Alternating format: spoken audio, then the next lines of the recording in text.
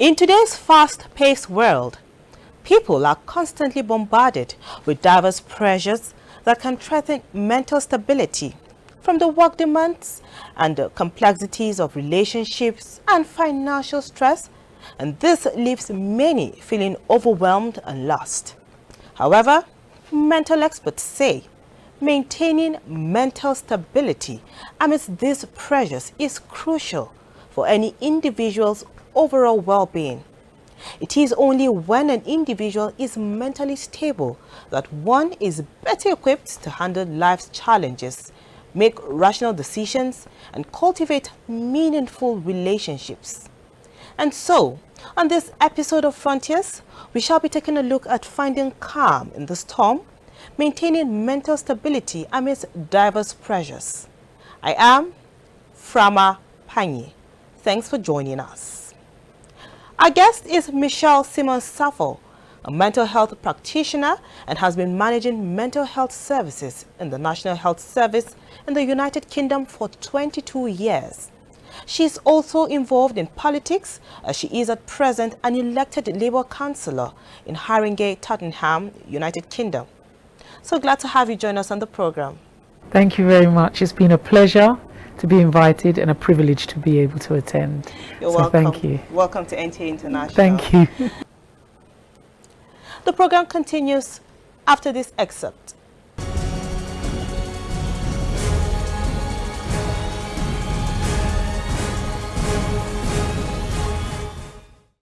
Man is controlled by emotions which are stirred up by situations or the circumstances an individual finds him or herself.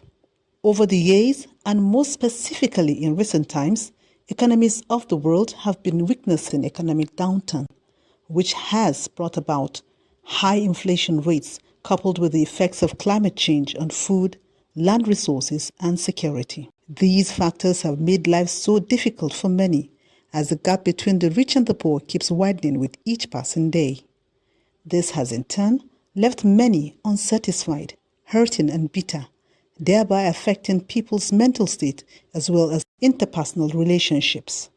Research shows that when an individual is happy, some hormones are released into one's system. When you are medically ill or physically ill, but because you are in the right state of mind, right state of thought, your recovery process becomes so easier. You know, when you are depressed, when somebody is not happy and it happens you are coming down with depression, the immune system is affected. Just as being happy produces good hormones, sadness also releases hormones that affect an individual's well-being.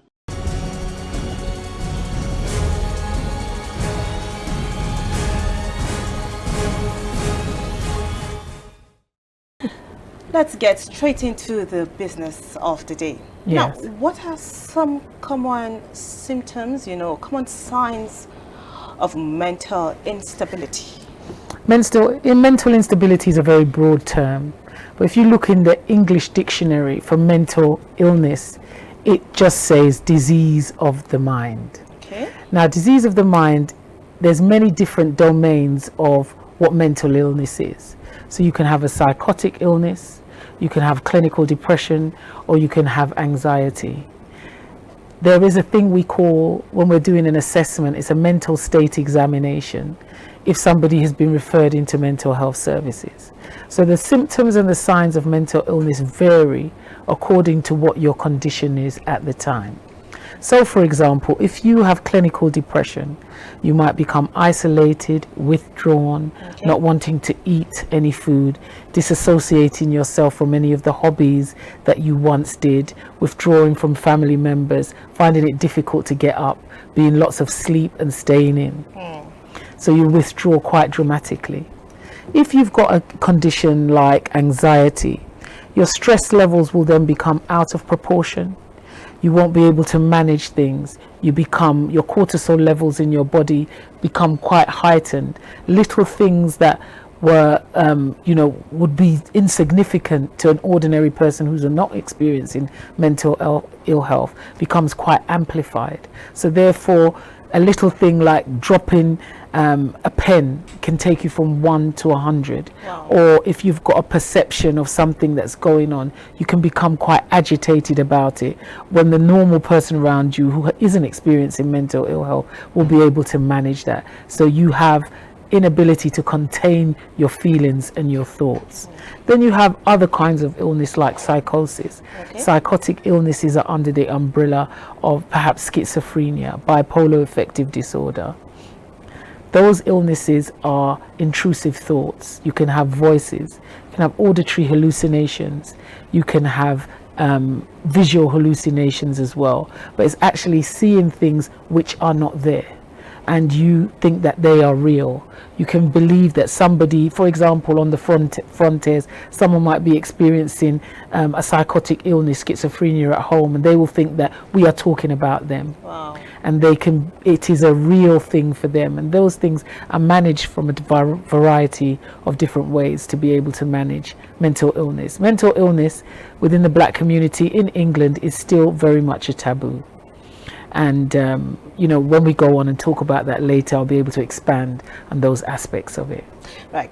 Now, looking at the society today and everyday life, there are so many problems in the world, too many things to worry about. Now, how can an individual develop resilience or adjust to cope with these diverse pressures, such as work pressure, family, relationships, and all that?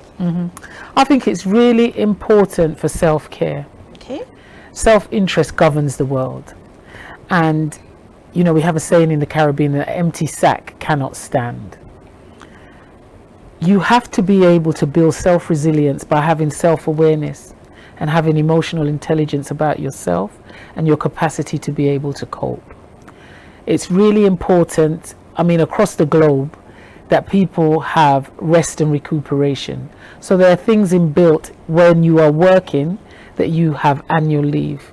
Those are breaks that you have to have. And even in England, when you are working, the trade unions insisted that people have breaks during the day. So you'll have your lunch break, you'll have a break to have a cup of tea. Yeah. Otherwise, you become overloaded.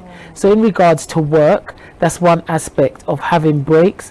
Keeping your hobbies alive, because not every job that you do, you really enjoy it. So there has to be an element of joy in your life and something to look forward to, a hope that you can hold on to. When the going gets rough, you hold on to those really positive thoughts that keeps you going through. In regards to families, they are very complex, and it's about giving people the permission to fail and actually giving yourself the permission to fail. The Bible teaches us, I'm a Christian, Okay. the arms of flesh shall fail you, you dare not trust your own. So it's not putting people on a perfect pedestal. So if they disappoint you, it doesn't feel like a crushing trauma. Basically cutting short the expectations. That's right. Okay. Minimizing your expectations of what you expect from the different family members around you, because society has an ideal, but that person's capacity, they might not be able to deliver that to you. There is very much a patriarchal society, which is in Africa, which I've observed, and it is in England as well, where I'm from, where the gender roles are quite profound. So it's the wife's expectation of her husband to be the ultimate provider, and her to be able to relax at home. And sometimes wives do not want to be at home. They want to go out and work, and the husband wants them to. So that's another tension and a dynamic which has to be worked through. I would say, before you hold a grudge, hold a conversation. So have a conversation with that person within your family. Try and unpick what are the main gripes that they have, and you collectively do that together. When I did my master's degree in social work, I felt that the beauty of Africa is that they have group determination and not self-determination. In the West, we have self-determination. If something happens, you think, how am I going to cope? But in Africa, if something happens, my husband's from Ghana, if somebody dies within the family, the whole family come together and figure out how that happens. When I was doing my first degree, my master's degree, there was a concept of self-determination and group determination, and the concept was the group took precedence and the self receded.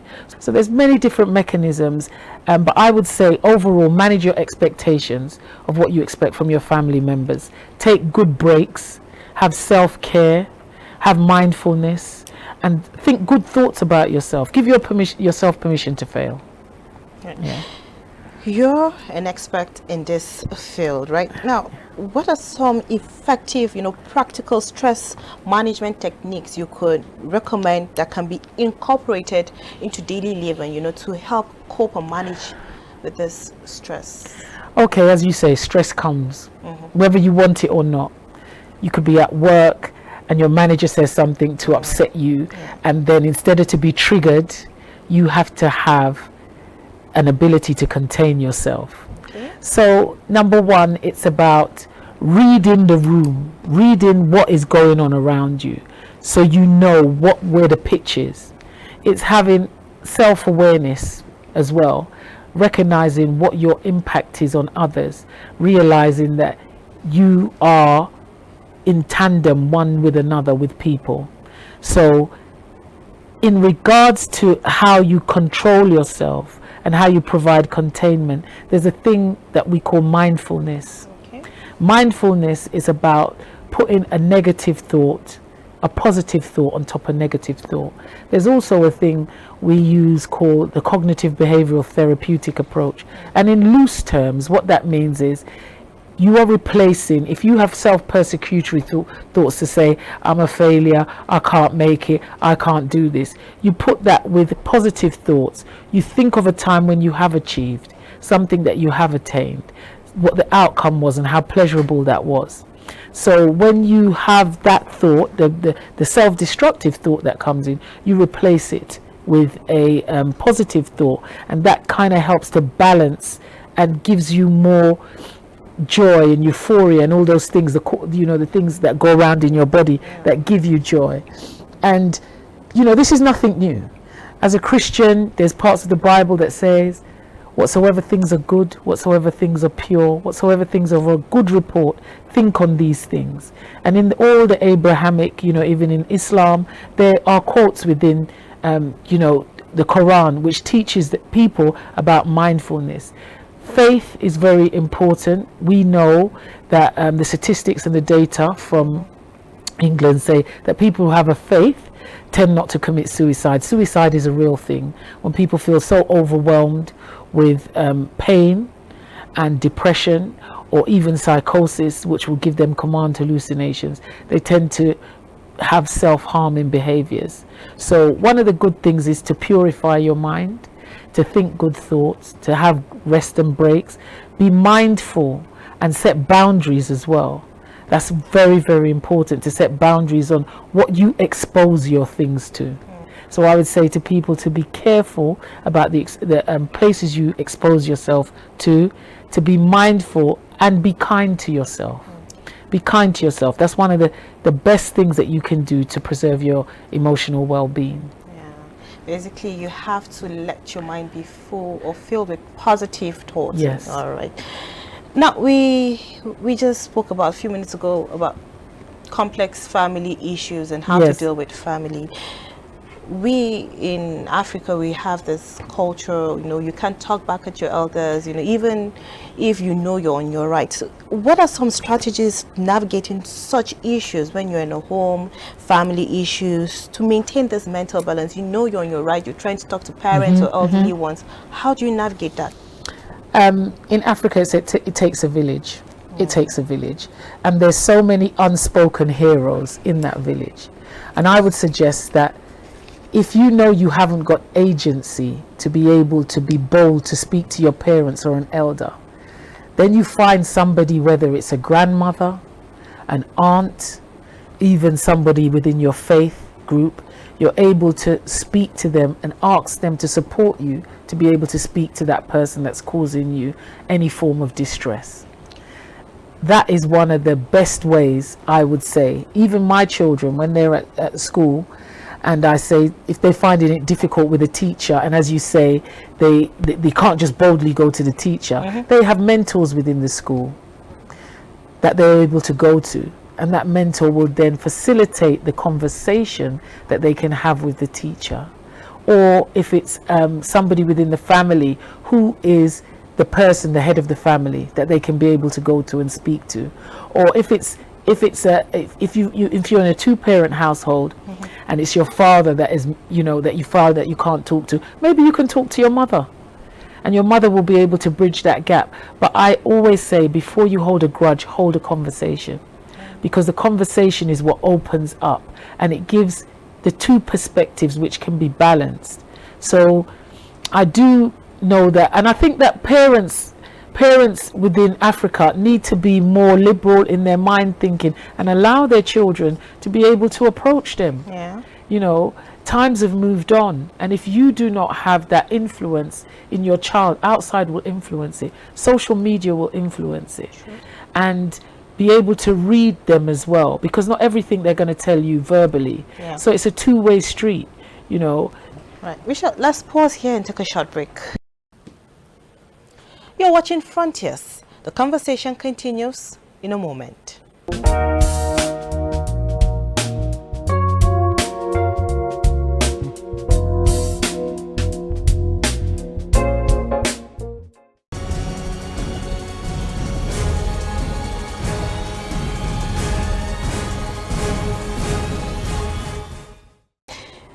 Now, before we went on that break, we were talking about complexities, family issues and all that. Now, you mentioned something about social media influencing the kids if the parents does not step in. Now, social media is increasingly becoming a part and parcel of our everyday life.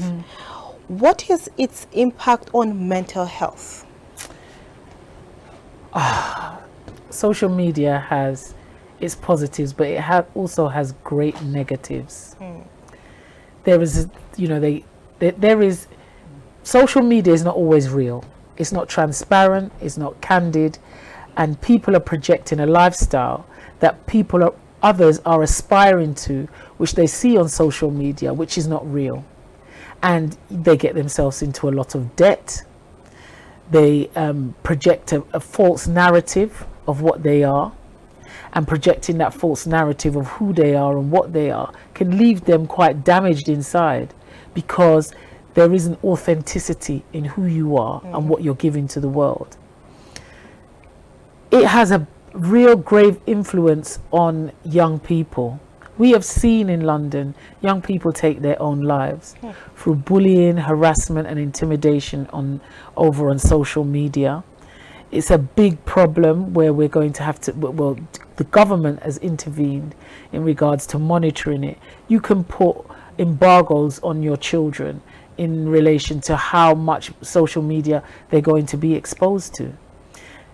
I have children, when my children were younger, there was locks on different television programs. I wouldn't allow them to watch it, because your mind is very malleable at a very young age, and the things that you think are real are quite fake. They've even got a slogan amongst the youth, fake it till you make it, but in actual fact, along that journey of faking it, you're creating damage for yourself and damage for other people. There's nothing better than to thine own self be true. Social media has its benefits, but it also has many deficits, and many deficits towards young people. I've seen in Africa the beauty of certain parts and the Caribbean, which hasn't been so overtaken with social media, so their authentic lifestyle remains intact. Talking about self-care, we had mentioned that earlier, how important it is. Do you think people in today's world prioritize self-care and make time for activities that promote relaxation and stress relief? People don't. They're on a treadmill, a hamster wheel. They keep on going. They're always chasing the next pound. They are aligned to more material aspirations. They don't do enough self-care. Now, I see the generation below me, myself, I'm a grandmother and mother. I see them now taking that as a priority to looking after self-care. So they would have rest and recuperation. They would have holidays. They'll have weekend breaks. They'll go for massages. You know, the men, I've even seen men when I'm doing my nails getting themselves having a pedicure or getting their nails done and having some relaxation, the younger men. But I don't think it's done enough. I think that when I'm talking for myself, being a black woman and being in England, I think when your whole life is about providing for your children, you tend to put any form of self-care on the back burner. Which, while my white counterparts who have inherited wealth, who have more privilege, they are more inclined, and they do go on more holidays, have more massages, and enjoy the more pleasurable things of life. Which, while we and people who are marginalized in communities, they fight for survival is to get better housing, to put food on the table, and to look after their offspring. All right. Now, what are some concrete steps, to take, to prioritize mental health and well-being? You have to be intentional.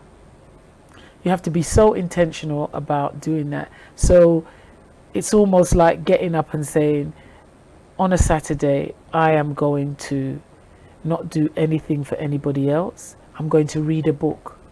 That's my hobby, and I'm going to put some time aside to be able to do that. There's also things that you can do. If you're in mental distress, you can go and get therapy, counseling. No, that's self-care too. Of course. Therapeutic intervention is self-care, and there's no shame in it. Because you go to a therapist, you can use psychodynamic therapy, you can have counseling, you can have cognitive behavioral therapy. A thing we have in England called instant access to therapies. It's called IAPT.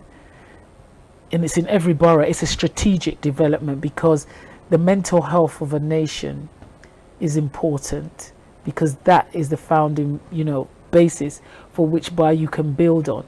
If you're mentally unstable, what can you do? So therapeutic interventions is important as well, and it is part of self-care. People generally, I myself build mindfulness into my day, deep breathing exercises, having time outside. I ensure that I do get a lunch break. I might go for a walk during the lunch break. If there's a park across the road, have a good conversation and a laugh with my friends, build joy into it. If you want to read a podcast, do that.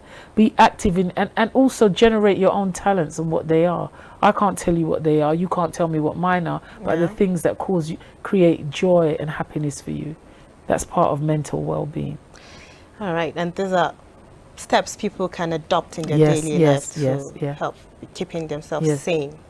Definitely. It's been an absolute pleasure having you on the program. I wish we could go on, but time is not on our side. Thank you so much, Michelle, for coming on Frontiers and sharing your thoughts with us and teaching us how to keep sane in this very busy, everyday, routine life of ours. Thank you very much for having me, and I wish you all the best. And Nigeria, keep well, keep safe, and keep mentally on top of yourselves. We will. Thank you. We have been speaking with Michelle Simmons-Safo, a mental health practitioner and elected Labour councillor in Haringey, Tottenham, United Kingdom. Remember, mental stability is within reach. Let's take the first step towards making ourselves healthier and happier. Bye for now.